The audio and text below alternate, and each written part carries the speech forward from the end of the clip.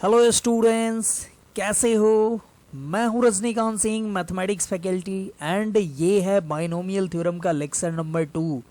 तो स्टूडेंट्स, हम लोग पिछले क्लास में शुरू किए थे बाइनोमियल थ्योरम, और हम लोग बाइनोमियल एक्सपेंशन देखे थे।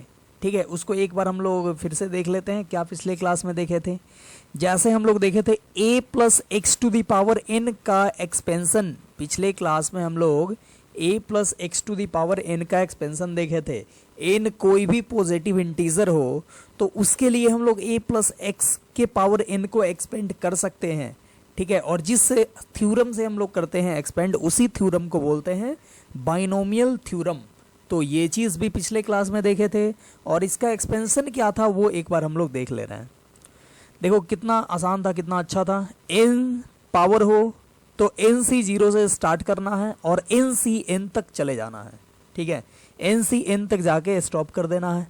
तो देखो यहाँ पे आप स्टार्ट करो n सी 0, और n सी 0 लिखे तो a का पावर कितना लिखना होगा, तो a का पावर अपर माइनस लोअर यानी n, और x का पावर कितना, तो x का पावर 0 मतलब लोअर। ठीक है, फिर n सी 0 के बाद से n सी 1, और एन सी 1 में a का पावर कितना, तो a का पावर अपर माइनस लोअर यानी n माइनस 1, तो n माइनस 1 ही हो जाएगा। और x का पावर कितना, तो x का पावर लोअर, लोअर कितना है 1 है, तो ये हो जाएगा 1। फिर अगला एन सी 2, और एन सी 2 लिखे तो a का पावर n माइनस 2 और x का पावर 2। ऐसे ही डॉट डॉट कहाँ तक जाना है, तो ये जाना है एन सी एन तक, और a का पावर यहाँ पे होगा अपर माइनस लोअर यानी 0, और x का पावर यहाँ पे क्या होगा, तो लोअर यानी कि n, ये हो जाएगा। ठीक है, तो ये चीज़ हम लोग पिछले क्लास में देखे थे, और इस पे बहुत सारा क्वेश्चन भी हम लोग किए थे। ठीक है, ताकि ये पूरा क्लियर हो जाए। जैसे हम लोग a प्लस बी का पावर 3 का फॉर्मूला लिखे थे इस मेथड से, बाइनोमियल थ्योरम से। फिर a प्लस बी का पावर 4 लिखे थे, और भी बहुत सारा चीज़ हम लोग लिखे थे, जैसे 101 का पावर 5 उसको एक्सपेंड किए थे। ठीक है, तो ये सारा चीज़ हम लोग देख चुके हैं पिछले क्लास में। फिर a माइनस एक्स का पावर n हो, a माइनस एक्स का पावर n हो तो इसको कैसे एक्सपेंड करते हैं, ये भी हम लोग पिछले क्लास में देख चुके हैं। ये क्या होता है, तो इसमें बस nc1 nc3 ये सब में माइनस लग जाता है। ठीक है, मतलब प्लस से स्टार्ट होता है, प्लस माइनस कर दें तो ये a माइनस एक्स के पावर n का एक्सपेंशन हो जाता है। ठीक है, फिर हम लोग देखे थे 1 प्लस एक्स का पावर n का एक्सपेंशन, ये बहुत ज़्यादा यूज आएगा। 1 प्लस एक्स का पावर n का एक्सपेंशन देखो ये आसान भी होता है, ये होता है एन सी 0 और x का पावर 0। इसमें 1 का पावर तो कुछ लिखना ही नहीं है, कुछ लिखोगे भी तो 1 का पावर कुछ भी 1 ही होता है। तो 1 का पावर कुछ भी 1 ही होता है, और 1 को कितना भी नंबर से मल्टीप्लाई करें तो वो नंबर बदलता नहीं है, उतना ही रह जाएगा। तो 1 प्लस एक्स का पावर n हो गया, एन सी 0 एक्स का पावर 0, फिर एन सी 1 एक्स का पावर 1, फिर एन सी 2 एक्स का पावर 2। ऐसे ही डॉट डॉट करते करते कहाँ तक, तो एन सी एन एक्स का पावर n। ठीक है, ये तब अप्लाई करना है जब यहाँ पे 1 हो, यहाँ पे 1 हो, यहाँ पे कुछ भी हो तो आप अप्लाई कर सकते हो ये फॉर्मूला। ठीक है, जैसे 1 प्लस 2x का पावर n हो तो यहाँ पे क्या करोगे, तो यहाँ पे 1 है तो इससे हम लोग एक्सपेंड करेंगे, सिंपल लिखेंगे। n है तो एन सी 0 2x का पावर 0, देख लो x के जगह पे 2x आ गया, यहाँ पे x था अब 2x आ गया, तो x था तो x का पावर 0, x का पावर 1, x का पावर 2 ये सब लिखते थे।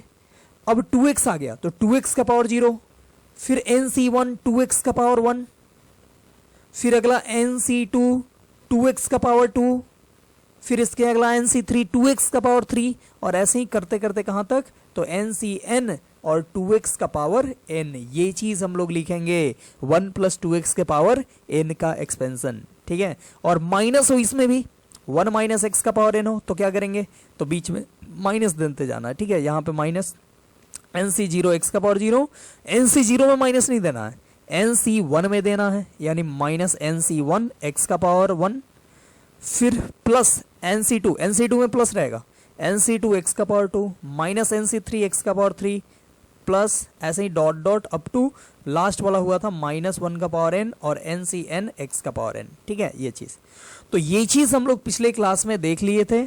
ठीक है, यहाँ पे मैंने बता दिया ताकि ये एक बार फिर से रिवीजन हो जाए। चलिए अब हम लोग एक बार देखते हैं, एक चीज़ थोड़ा सा हम लोग देखते हैं क्या वो चीज़ है, बहुत अच्छा चीज़ है। जैसे a प्लस एक्स के पावर n का एक्सपेंशन हम लोग देखे हुए हैं, क्या देखे हैं, तो एन सी जीरो और ए का पावर, पहला का पावर क्या देखे थे, तो पहला का पावर देखे थे कि अपर माइनस लोअर, ठीक है, और दूसरा का पावर लोअर। ए का पावर क्या हुआ था, अपर माइनस लोअर, मतलब एन माइनस जीरो, और एक्स का पावर कितना, तो लोअर यानी जीरो, ये देखे थे ना। लेकिन सोचो अगर कोई भूल जाए, कोई ए का पावर लिख दे, कोई ए का पावर लिख दे अपर माइनस लोअर छोड़ के ये जीरो, और एक्स का पावर लिख दे अपर माइनस लोअर एन, फिर कोई ऐसे लिख दे एन सी जीरो के बाद एन सी वन, और ए का पावर लिख दे वन, और एक्स का पावर दूसरे का पावर लिख दे अपर माइनस लोअर, ठीक है, प्लस ऐसे ही डॉट डॉट कर दे, और लास्ट में ये लिखे एन सी एन, और ए का पावर लोअर और एक्स का पावर अपर माइनस लोअर। तो क्या ये गलत होगा या सही होगा, आप सोचो, अपने मन में सोचो कि अगर कोई स्टूडेंट्स, कोई भी आदमी, कोई भी व्यक्ति, कोई भी मतलब जिसको मैथ्स आता है, वो ऐसा अगर लिख दे तो क्या वो सही होगा या गलत होगा, सोचो, अपने मन में सोचो, सोच लिए, क्या सोचे। अब देखो मैं बोलता हूं और मिलाना, आपका सोच मेरे सोच से मिलता है या नहीं, ठीक है, मिलता है तो सही है, नहीं मिलता है तो गलत है। लिख सकते हैं ऐसा, ठीक है, और वो गलत नहीं होगा, वो सही होगा। मतलब ए प्लस एक्स का पावर एन को लिखना हो तो आप इसको ऐसे लिख सकते हो। इसका सबसे पहला तो रीजन ये हो जाएगा कि ए प्लस एक्स के पावर एन को कोई ऐसे सिंपल नहीं लिख सकता है, एक्स प्लस ए का पावर एन, बस हो गया काम खत्म, ठीक है। या नहीं तो और भी तरीके हैं, देखो ध्यान से देखना, ए का पावर एन और एक्स का पावर एन, यही ना मेरा पहला टर्म था, देख लो, ए का पावर एन और एक्स का पावर एन, ये था ए का पावर एन एक्स का पावर एन, लेकिन एन सी जीरो के मल्टीपल में ए का पावर एन एक्स का पावर एन होना चाहिए। तो यहां पे देखो, यहां ए का पावर एन और एक्स का पावर जीरो कहां पे आ रहा है, तो एन सी एन के मल्टीपल में आ रहा है, हमको चाहिए एन सी जीरो के मल्टीपल में, तो एन सी एन को आप एन सी जीरो भी तो लिख सकते हो, ठीक है। तो दो तरीका है इसको कहने का, मतलब कि ये भी सही होगा, ये सही होगा, इस बात को पुष्टि के लिए आप दो तरीका अपना सकते हो। एक तो बोल दो कि एक्स प्लस ए का पावर एन लिख दो, ठीक है, तब ये जाके सही हो जाएगा।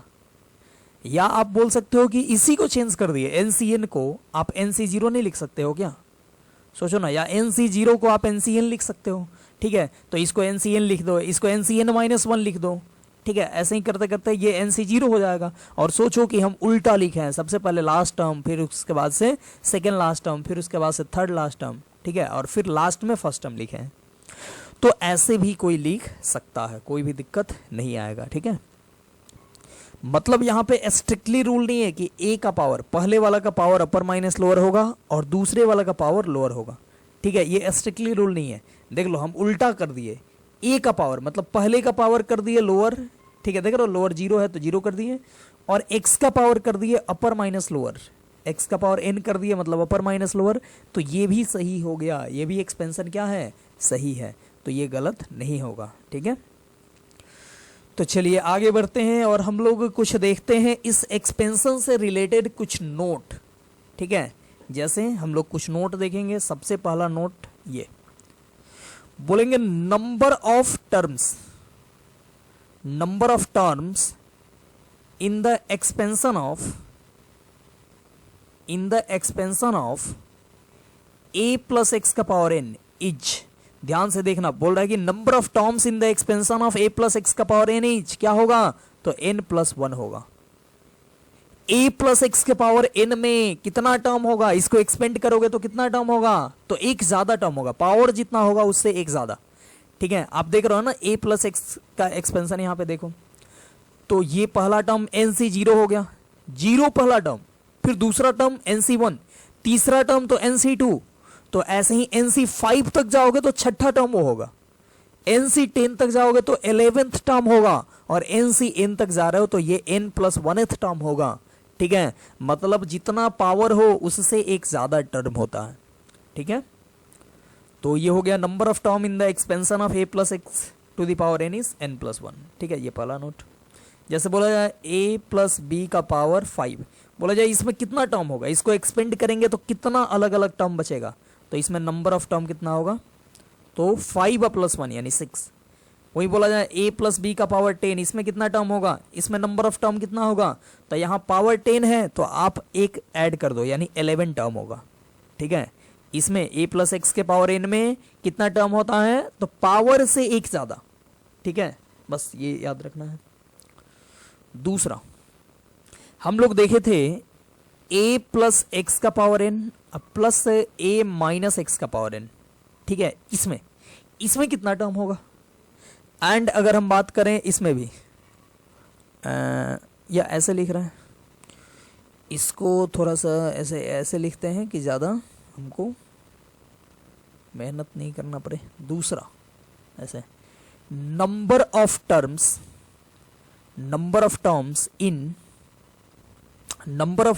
इन a plus x to the power n plus a minus x to the power n equal to, ध्यान से देखना, दो केस में लिखते हैं।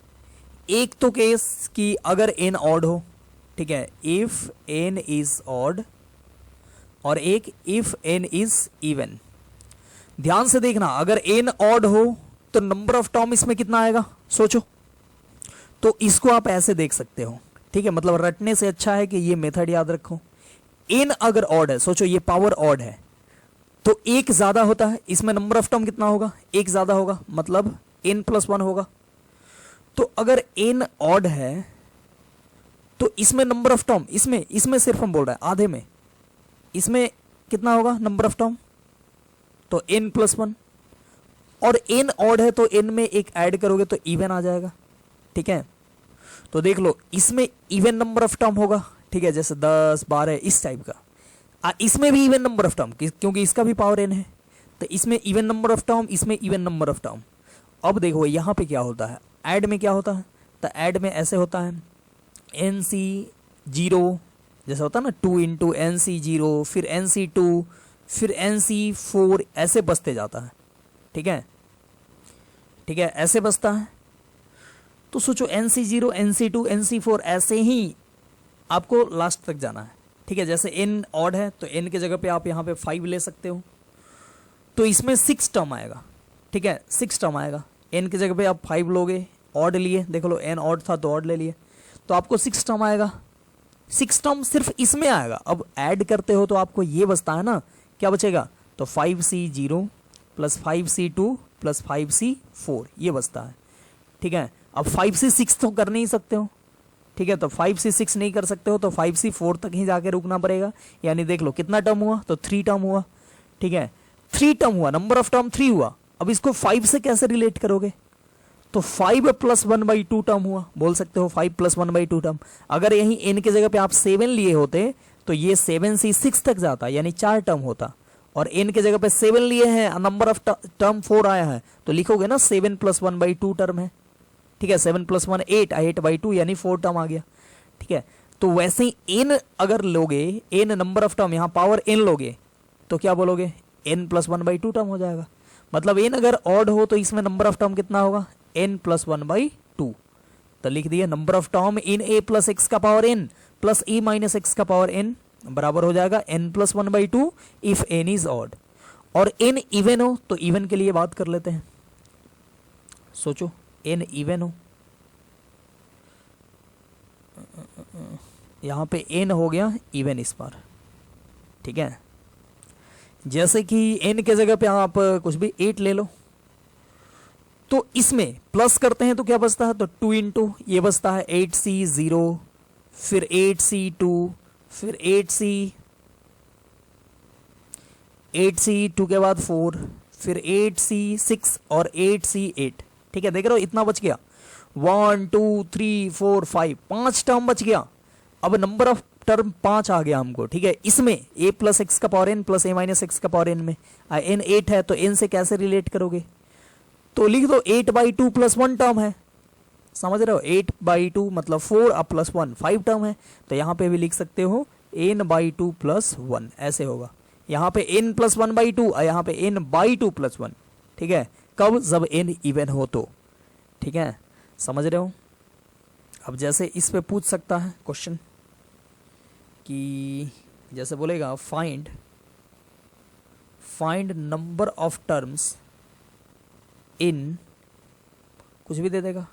फाइंड नंबर ऑफ टर्म्स इन कुछ भी, मान लो 3 प्लस एक्स का पावर मान लो 100 अब प्लस 3 माइनस एक्स का पावर 100, इसको एक्सपेंड करेंगे तो नंबर ऑफ टर्म कितना होगा, सोचो कितना होगा। तो आप देखो पहले पावर इवन है कि ऑड है, तो पावर इवन है मतलब इवन के लिए ये वाला फॉर्मूला n/2 + 1 मतलब 100/2 प्लस 1। इसमें नंबर ऑफ टर्म क्या हो जाएगा, हम लिख देंगे number of terms equal to 100/2 + 1 यानी कि 51 टर्म हो जाएगा। ठीक है, वैसे ही बोले कि number of terms in same दे, ऐसे दे 3 प्लस एक्स का पावर मान लो दे दे कुछ भी, जैसे 51 दे दे, अब प्लस 3 माइनस एक्स का पावर 51 दे दे, बोले इसमें कितना टर्म होगा। तो देख लो यहाँ पे सब ये है, ठीक है, मतलब 3 प्लस एक्स 3 माइनस एक्स है ही, a plus x a minus x के जैसा, बीच में प्लस का साइन है ही, तो इसमें नंबर ऑफ टर्म क्या होगा। तो इन ऑड है, यहाँ पे पावर देखो पावर क्या है, तो पावर 51 है यानी कि ऑड है। तो ऑड जब पावर हो तो क्या करते हैं, तो एक जोड़ के 2 डिवाइड कर देते हैं, मतलब नंबर ऑफ टर्म क्या होगा, तो 51 + 1/2 यानी 52/2 यानी कि 26, मतलब नंबर ऑफ टर्म जो होगा वो इसमें 26 होगा। ठीक है, आई होप क्लियर हो गया होगा, इस टाइप का क्वेश्चन आएगा तो बन जाएगा। ठीक है, नेक्स्ट हम लोग देखते हैं तीसरा प्रॉपर्टीज। अब देखो इसमें बीच में माइनस दे दे और पूछे नंबर ऑफ टर्म, तो क्या करेंगे, तीसरा बोले कि number of terms in a + x⁴n अब माइनस a - x⁴n इज क्या होगा, सोचो। तो यहां भी 2 case, if n is even, sorry पहले ऑड ही रखो, और फिर इफ n इज इवन। तो देखो n ऑड हो तो डायरेक्ट कोई नंबर पुट करो, n के जगह पे 7 पुट करो, तो यहां माइनस में क्या बचता है, माइनस में बचता है ये सब 7c1 फिर 7c3 फिर 7c5 और फिर 7c7।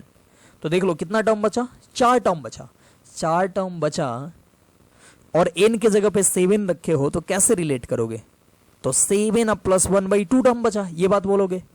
ठीक है, तो यहाँ पे n है, पावर 7 हम मान के चले तो 7 + 1/2 टर्म मिला, और पावर n मान के चले तो n + 1/2 होगा। ठीक है, नंबर ऑफ टर्म इसमें कितना होगा, तो n + 1/2। देख लो प्लस वाले में भी n ऑड होने पे सेम ही आया था, याद करो, देखो यहाँ पे n ऑड है तो n + 1/2 ही आया था प्लस होने पे।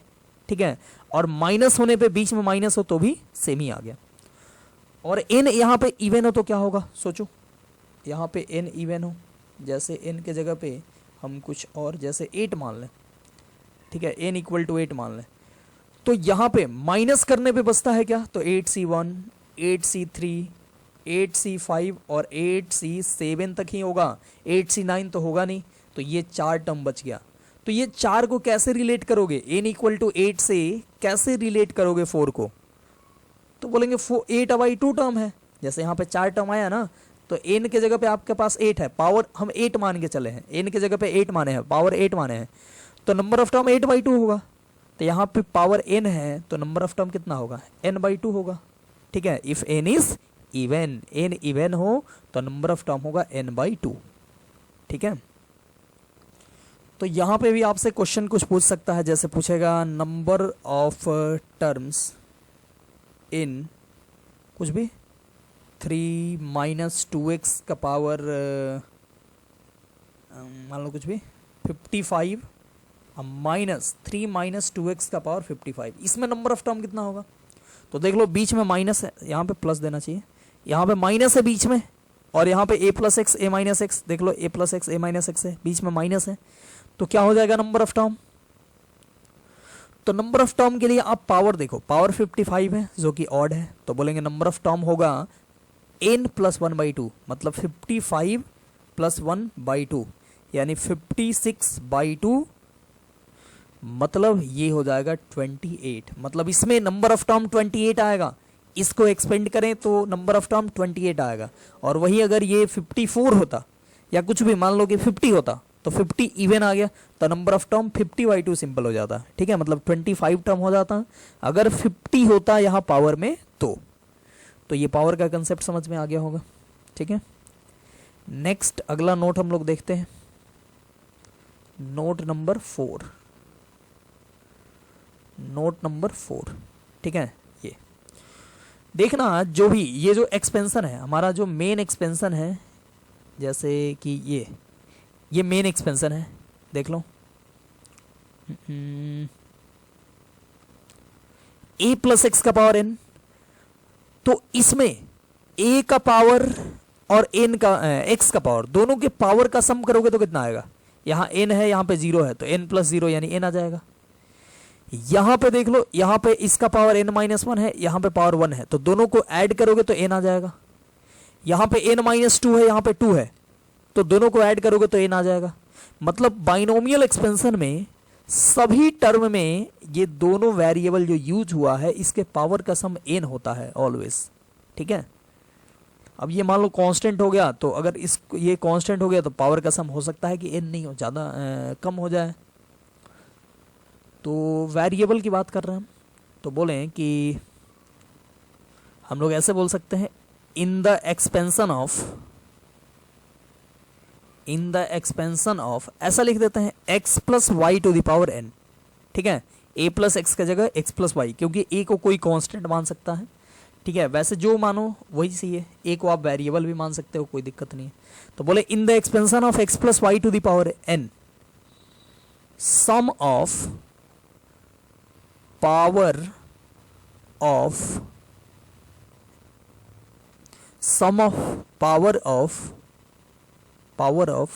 simple power of variables, sum of power of variables in every terms are n, ठीक है। देखो क्या बोले हैं, बोल रहे हैं कि in the expansion of x plus y to the power n, sum of power of variables in every terms are n, ठीक है। सभी टर्म में, किसी भी टर्म में आप x और y के पावर को ऐड करो तो n आएगा, ठीक है। जैसे आप लेते हो ना, जैसे हम ले लें x प्लस वाई का पावर q, तो इसका फॉर्मूला आता है x q plus 3x square y plus 3xy square plus y q, ये आता है। तो यहाँ पे देखो, यहाँ पे y का पावर कुछ भी नहीं है, 0 है, तो पूरा पूरी x का ही पावर है, मतलब 3 है। तो ऐसा तुम ऐड कर सकते हो, 3 या प्लस 0, y कुछ भी नहीं है तो y का पावर 0 तो ले ही सकते हो ना। तो 3 प्लस 0 देखो 3 आ गया।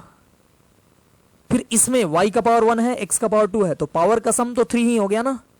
फिर यहाँ पावर 1 है, यहाँ 2 है, तो पावर का सम 3 हो गया। फिर यहाँ पे 3 है तो पावर तो 3 हो गया। मतलब इसके एक्सपेंशन में सभी टर्म को देखें तो सभी टर्म में पावर का सम, x और y के पावर का सम n होगा, n का मतलब 3, ठीक है। जो यहाँ पे है वही होगा। एक और यहाँ पे हम लोग प्रॉपर्टीज देखते हैं। वैसे ये जनरल प्रॉपर्टीज है, बाइनोमियल की नहीं है, ठीक है। जैसे चौथा था, चलो पांचवा लिख देते हैं। जैसे देखो 12 है, तो 12 को बोल सकते हो 12 इज डिविजिबल बाई क्या लिख सकते हो, 3 से डिविजिबल है, 2 से भी डिविजिबल है, 6 से भी डिविजिबल है। तो 12 इज डिविजिबल बाई 3 मान लिए। तो 12 इज डिविजिबल बाई 3 माने तो ये कब पॉसिबल हो पाया? तो यहां पे हम लोग 12 को 3 इंटू कुछ लिख सकते हैं क्या? 3 इंटू कोई इंटीजर, 3 इंटू मान लो इंटीजर आई लिख सकते हैं। और इस आई के जगह पे क्या है? तो आई के जगह पे है 4, मतलब 3 इंटू 4 तो लिख सकते हो ना आप 12 को। तो 12 को आप 3 इंटू 4 लिख सकते हो, मतलब 3 इंटू आई लिख सकते हो। तो समझो कि 12 3 से डिविजिबल है। 12 को आप 6 इंटू आई भी लिख सकते हो, ठीक है, लिख सकते हो ना 6 इंटू 2। तो बोल सकते हैं 12 इज डिविजिबल बाई 6। अब सोचो 12 को 8 इंटू वाई लिख सकते हो क्या? 12 को 8 इंटू कोई इंटीजर लिख सकते हो क्या? नहीं लिख सकते हो, ठीक है। कोई बोलेगा कि हम तो लिख सकते हैं, और ऐसे लिख दे 12 इक्वल टू 8 इंटू 3/2, ठीक है। तो 2 से देखो कट गया, ये 2 से 4 टाइम्स और 4 से 12 आ गया। लेकिन सोचो ये तो आई नहीं है ना, ये इंटीजर नहीं है, 3/2 इंटीजर नहीं है, फ्रैक्शन है। तो हम इंटीजर की बात कर रहे हैं। 12 को आप 8 इंटू इंटीजर के फॉर्म में नहीं लिख सकते हो, तो बोलेंगे 12 इज नॉट डिविजिबल बाई 8, ठीक है। क्योंकि 12 को 8 इंटू वाई हम लोग नहीं लिख सकते हैं, ठीक है, यहाँ पे 8 इंटू फ्रैक्शन लिख सकते हैं, लेकिन 8 इंटू इंटीजर नहीं लिख सकते हैं, तो बोलेंगे 12 इज नॉट डिविजिबल बाई 8। वैसे ही आपसे कुछ भी प्रूफ करने को बोले, जैसे प्रूफ करने को बोले कि प्रूफ करो कि 30 इज डिविजिबल बाई 6, तो आप 30 को 6 इंटू कोई इंटीजर के फॉर्म में लिखने का प्रयास करो। अगर लिख पाओ तो बोलोगे 30 इज डिविजिबल बाई 6, ठीक है। तो 30 को 6 इंटू 5 लिख ही सकते हो, और 5 इंटीजर है तो बोलेंगे 30 is divisible by 6, 30 is divisible by 6। तो वैसे ही इन द सेम वे अगर हम लिख दें x equal to y into integer, ध्यान से देखना, x कोई नंबर है, इसको y इंटू इंटीजर लिख दें तो क्या होगा, क्या बोलोगे, बोलोगे कि x is divisible by y, ठीक है, x is divisible by y, ठीक है। आपसे अगर पूछे कि प्रूफ करो x is divisible by y, तो आप प्रूफ कर देना x equal to y into integer, ठीक है। ये चीज बस प्रूफ कर देना, ये चीज प्रूफ हो जाएगा कि x is divisible by y। तो ये प्रॉपर्टीज नंबर 5 तो अभी हम लोग समझ ही रहे थे, इसको अब लिखने जाते हैं, ठीक है। क्या लिखेंगे, 5 नंबर प्रॉपर्टीज, बोलेंगे कि इफ या इफ नहीं लिखो, ऐसा लिखो, x is divisible by y if x equal to k y, ठीक है, या x इक्वल टू के जगह पे i भी लिख दो, ठीक है, और x equal to i y, ठीक है, x को हम आई वाई के फॉर्म में लिख दें, i मतलब इंटीजर, या यहां के वाई लिखे तो लिखना पड़ेगा k बिलोंग्स टू इंटीजर। तो अगर x को हम लोग लिख दें इंटीजर इंटू वाई, तो बोलेंगे x y से डिविजिबल होगा, ठीक है। जैसे इस पे क्वेश्चन आएगा, ऐसे बोल रहा है क्वेश्चन कि using binomial theorem proof that इतना इज डिविजिबल बाई 49। आपको प्रूफ करना है इतना जो है ये 49 से डिविजिबल है, जहां पे ये जो n यूज हुआ है वो नेचुरल नंबर है। तो आपको बताना है, आपको प्रूफ करना है कि ये जो है वो 49 से डिविजिबल है। तो इसके लिए आप इसको, ये जो बड़ा सा दिख रहा है, इसको आप 49 इंटू कोई इंटीजर के फॉर्म में लिखोगे, ठीक है। इसको ये जो दिख रहा है ना 2 का power 3n minus 7n minus 1, तो इसको आप लिखोगे 49 इंटू इंटीजर के फॉर्म में, ठीक है। और अगर लिख दिए, ये लिखने में आप सफल रहे, तो आप बोल सकते हो कि ये जो चीज़ है इतना बड़ा, ये 49 से डिविजिबल होगा, ठीक है। तो आप लिखो, लिखना शुरुआत करो। आपको लिखना है 2 का पावर 3n, 2 का power 3n minus 7n minus 1, ये चीज़ है ना।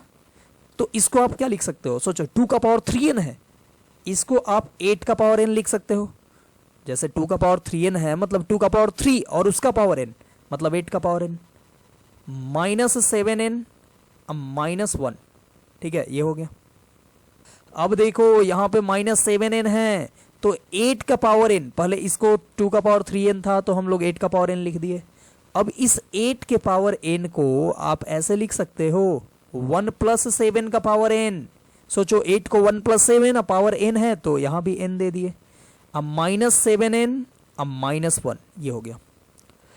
अब देख लो ये 1 प्लस 7 का पावर n है, इसको आप लिख सकते हो 1 प्लस 7 का पावर n को एक्सपेंड करो बाइनोमियल से, तो ये हो गया NC0। और देखो यहाँ पे 1 है तो 1 का पावर देने की कोई जरूरत है नहीं, डायरेक्टली 7 का पावर दो, तो NC0 और 7 का पावर 0 प्लस NC1 और 7 का पावर 1, फिर NC2 n है यहाँ पे NC2 और 7 का पावर 2, फिर ऐसे ही NC3 7 का पावर 3, ऐसे ही कहाँ तक, तो NCn और 7 का पावर n, ये हो जाएगा 1 प्लस 7 के पावर n का एक्सपेंशन, ये हो गया। अब माइनस में 7n है तो माइनस लिख दिए 7n, अब माइनस फिर 1, तो माइनस 1 हो गया। अब देखना ये क्या हो गया, ये हो गया NC0। NC0 को आप बोलोगे 1 और 7 का पावर 0 को भी 1, तो यहाँ पे आ गया 1। फिर NC1 को बोलोगे n और 7 का पावर 1 मतलब 7, तो ये हो गया 7n। प्लस यहाँ पे देखो NC2 है, इसको NC2 ही रहने दो, और यहाँ पे 7 स्क्वायर मतलब 49। फिर अगला में देखो एक और लिख देते हैं, NC3 और 7 का पावर 3 ये होगा, वैसे ही NC4 7 का पावर 4 होगा, और ऐसे ही डॉट डॉट ये हो गया NCN 7 का पावर n, ठीक है, -7n अब -1। अब देखो यहाँ पे 1 से 1 कैंसिल और 7n से 7n कैंसिल, क्या बचा? तो जो बचा उसमें देखो यहाँ 49 है, यहाँ पे 7 का पावर 3 है तो इसमें 49 तो होगा ही ना, फिर आगे 7 का पावर 4 उसमें भी 49 अवेलेबल है, तो अब इसके आगे सब जगह 49 है, तो अब जो बचा उसमें से आप 49 कॉमन कर सकते हो, तो 49 कॉमन करोगे तो बचेगा NC2, फिर बचेगा क्या? तो NC3, और देखो यहां से 49 ही कॉमन किए हैं, 7 का पावर 2 ही 49 हो जाता है, यहां तो 7 का पावर 3 है तो 7 एक और बचेगा, ठीक है। फिर इसके बाद तीसरा NC3 के बाद NC4 और 7 का पावर 2, फिर ऐसे ही डॉट डॉट करते करते NCN और 7 के पावर में से 2 कम हो जाएगा, क्योंकि 7 का पावर 2 49 कॉमन किए हैं तो 7 का पावर n-2 हो गया, ये चीज। अब ध्यान से देखो ये जो आया आपके पास, ये क्या आया? तो ये आ गया 49 इंटू ये सब देखो NC2 NC3, NC2 एक इंटीजर है, NC2 मतलब number of ways of selecting 2 things out of n things, मतलब आपके पास n चीज है, उसमें से 2 चीज कितने तरीके से सिलेक्ट कर सकते हो, इसका वेज है NC2। तो आप इसको क्या लिख सकते हो, ये तो कभी फ्रैक्शन होगा नहीं, आप कोई काम के करने का वेज का 2.5 तरीका तो हो नहीं सकता है, या 3.7 तरीका तो हो नहीं सकता है। ऐसा हो सकता है क्या कि आप किसी मतलब पटना से दिल्ली 2.5 तरीके से जा सकते हो? नहीं होगा, या तो आप 2 तरीके से जाओगे, या 3 तरीके से, या 1 तरीके से, या 5 तरीके से, ठीक है, ऐसे होगा।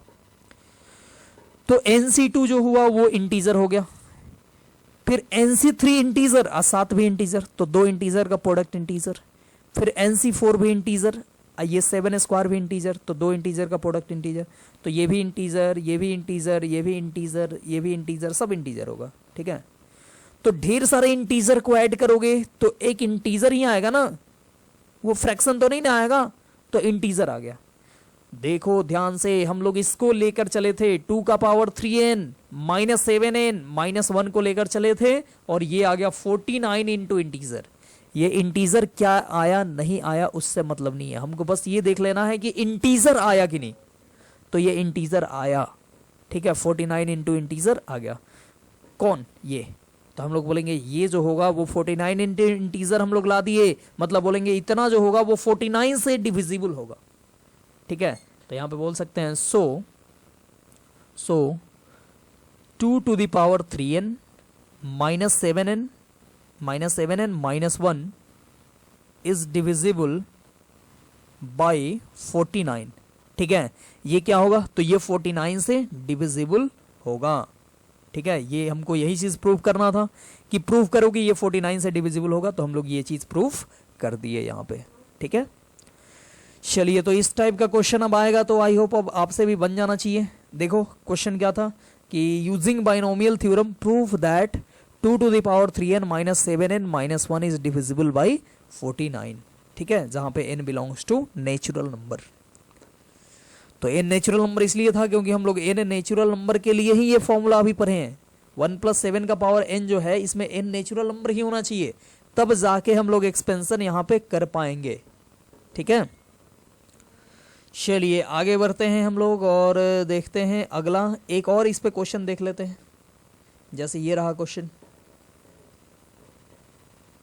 क्या है क्वेश्चन?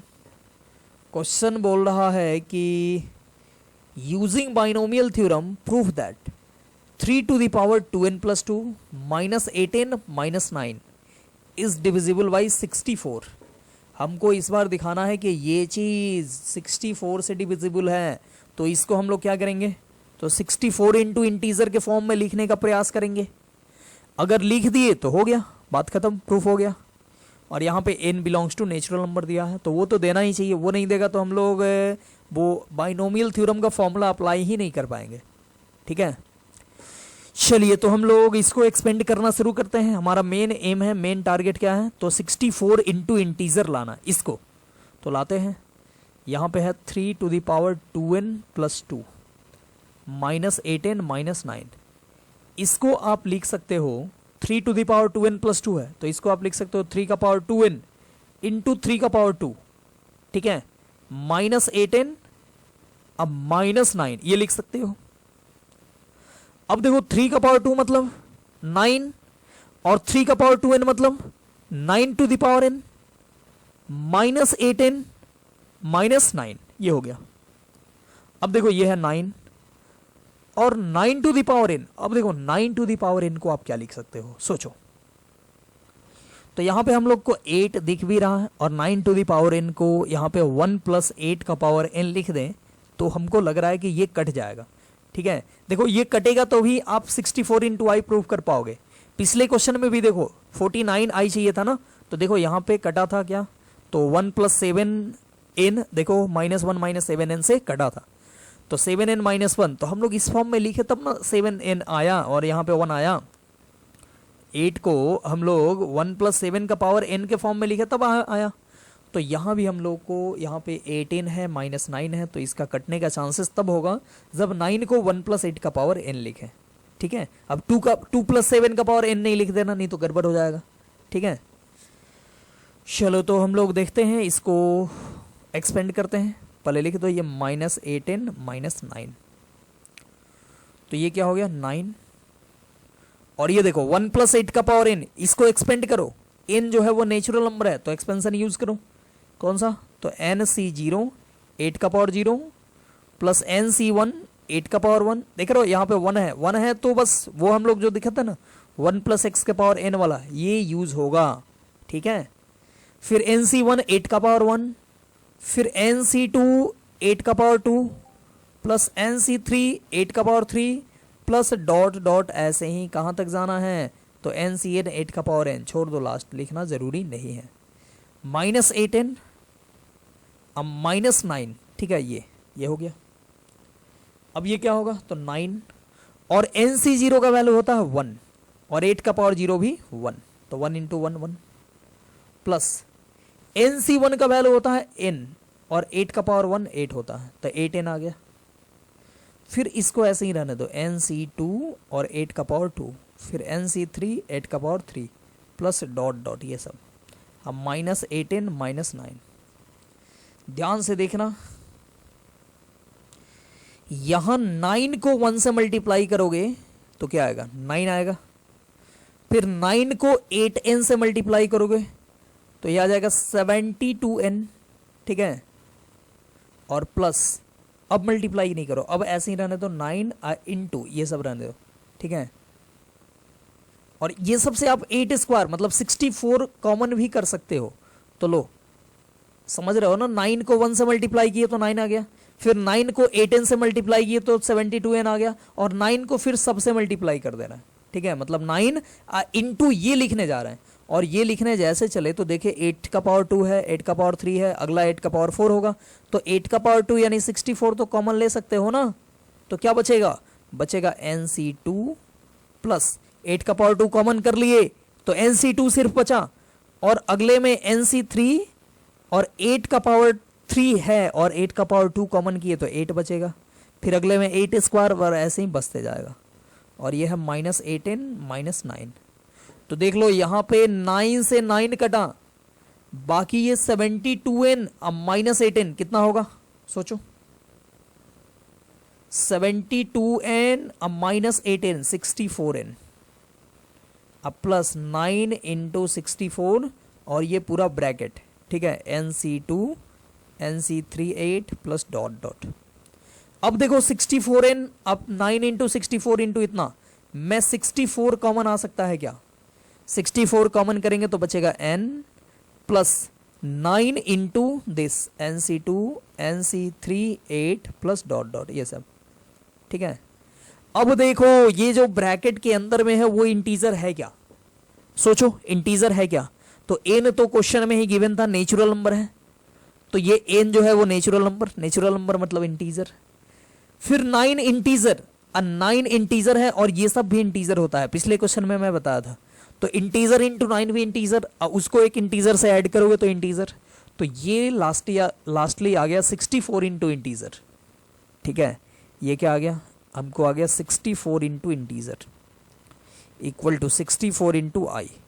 तो यही लाना था ना, 64 इंटू इंटीजर ही लाना मेरा मेन पर्पस था, तो आ गया 64 इंटू इंटीजर आ गया किसका वैल्यू, तो इसका वैल्यू, ठीक है। ये तो हम लोग क्या बोलेंगे कि ये इतना डिविजिबल बाई 64, ठीक है। और यही चीज़ तो प्रूफ करना था, तो बोल दो 3 का पावर 2n+2, बोलेंगे ये 64 आई आ गया, तो बोलेंगे क्या कि 3 का power 2n+2 minus 8n minus 9, ये था ना, 3 का power 2n+2 minus 8n minus 9 is divisible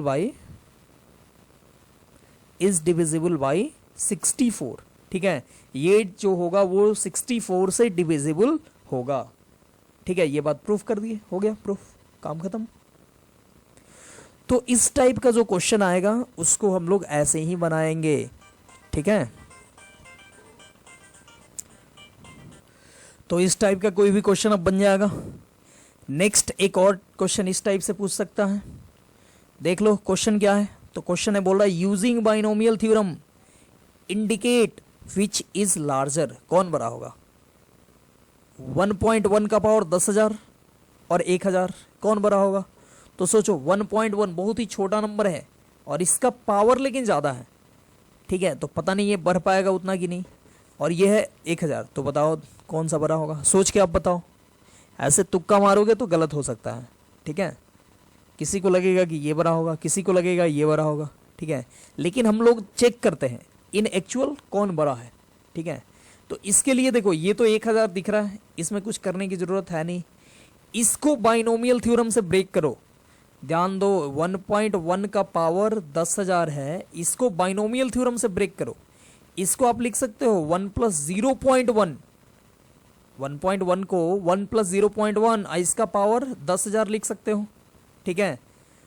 तो ये क्या होगा, देख रहे हो a + x का पावर n के जैसा है, तो इसको ब्रेक करो, ये होगा 10,000 C0, ठीक है, 10,000 C0 और 0.1 का पावर 0, फिर 10,000 C1 और 0.1 का पावर 1, ठीक है। ऐसे ही 10,000 C2, 10,000 C2 और 0.1 का पावर 2, ठीक है। ये हो गया, बस इतना ही काफ़ी है, बस आगे डॉट डॉट कर दो, इतना से पता चल जाएगा कि बड़ा है या छोटा है। तो 10,000 C0 का वैल्यू 1 होगा, ठीक है, नीचे में 0 है तो वैल्यू 1, और इसका पावर 0 भी 1 प्लस, देखो 10,000 C1 का वैल्यू 10,000 और 0.1 का पावर 1 मतलब 0.1, और 0.1 को आप 1/10 लिख सकते हो। फिर 10,000 C2 छोड़ दो, इसको मान लो कि ये छोटा ही नंबर या कुछ भी आए, ठीक है, कुछ तो ये आएगा 10,000 C2 और 0.1 का पावर 2, ठीक है, इसको छोड़ दो ऐसे ही। ये देखो ये 0 से 1 0 कटा और ये बचा 1, ये 1,000, तो 1,000 + 1 1,001, अब प्लस और भी इधर है, ठीक है, जो छोड़े थे इसको ब्रैकेट में ऐसे ही रखते हैं। तो अभी 2 ही टर्म ऐड किए तो 1,001 आ गया, जो कि 1,000 से बड़ा है। तो पूछ रहा था कि ये बड़ा होगा कि 1,000 बड़ा होगा, तो क्या बोलोगे 1,000 ये बड़ा होगा, 1,000 तो छोटा हो जाएगा, ठीक है। तो हम लोग बोलेंगे कि 1.1 का पावर 10,000 इज़ ग्रेटर देन 1,000, ठीक है। ये आप लिख सकते हो विथ फैक्ट, ठीक है। ऐसा नहीं कि हम तुक्का मार रहे हैं या कुछ ऐसे, मतलब ऐसे बोल रहे हैं कि हमको लग रहा है कि ये बड़ा हो जाएगा या लग रहा है कि ये बड़ा, तो लग रहा कुछ नहीं होता मैथमेटिक्स में, ठीक है। लग रहा मतलब किसी को कुछ भी लग सकता है, तो किसी को कुछ लगेगा, किसी को कुछ लगेगा, एग्जामिनर को कुछ और लगेगा, ठीक है, मार्क्स देने वाले को कुछ और लगेगा, ठीक है। तो मतलब सब खिचड़ी बन जाएगा। तो इसलिए जो फैक्ट है वहीं पे यहाँ पे चलता है, लगना वाला नहीं चलता है। कुछ स्टूडेंट होते हैं बोलते हैं कि लग रहा है कि ये बड़ा हो जाएगा, कोई बोलते हैं लग रहा है ये बड़ा हो जाएगा, तो ऐसा नहीं करना है, ठीक है। चलिए आगे बढ़ते हैं, और इस तरह का क्वेश्चन आए तो आप बाइनोमियल की हेल्प से कर सकते हो। नेक्स्ट एक और क्वेश्चन देख लेते हैं। जैसे क्वेश्चन है, बोल रहा है कि फाइंड द वैल्यू ऑफ 1.01 का पावर 10 प्लस 1 - 0.1 का power 10 correct to 7 places of decimal मतलब पॉइंट के बाद 7 प्लेस तक इसका वैल्यू बताना है, ठीक है।